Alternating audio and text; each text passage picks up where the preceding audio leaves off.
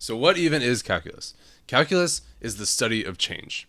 So if we're looking through this section here, we see some examples here that everything to do with calculus is curves, basically. You can do things at like single points on a curve.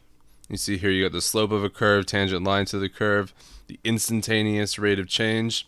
I guess really in this section they're talking about in calculus it allows us to figure out stuff at exactly one moment versus without calculus we kind of have to look at the average change. But with calculus we can get the instant change.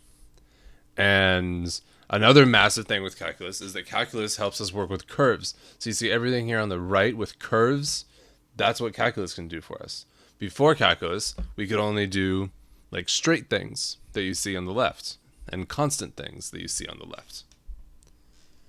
And then they quickly introduced two very important concepts of calculus. We're not going to worry about the math so much right now, but let's just look at these ideas. This is a massive idea.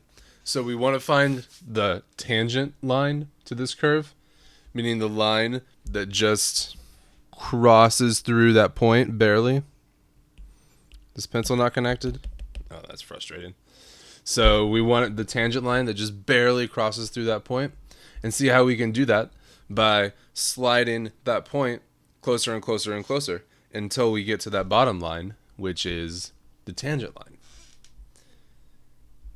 Another massive thing with calculus is also kind of simple to see, is that if we want the area underneath this curve, we can picture a whole bunch of different rectangles underneath it. And if we make those rectangles smaller and smaller, see how that area gets closer and closer to the actual area. So if we make there be an infinite amount of rectangles, then we'll get the actual area under the curve. So I think that's another good way to talk about calculus, is that in calculus, you're allowed to do things to infinity. That's why some people say Archimedes was really the first guy who came up with calculus, because he did the infinite thing with pi and the circle. But that's just a quick introduction to calculus, not really talking about the math. But the ideas are pretty cool and simple.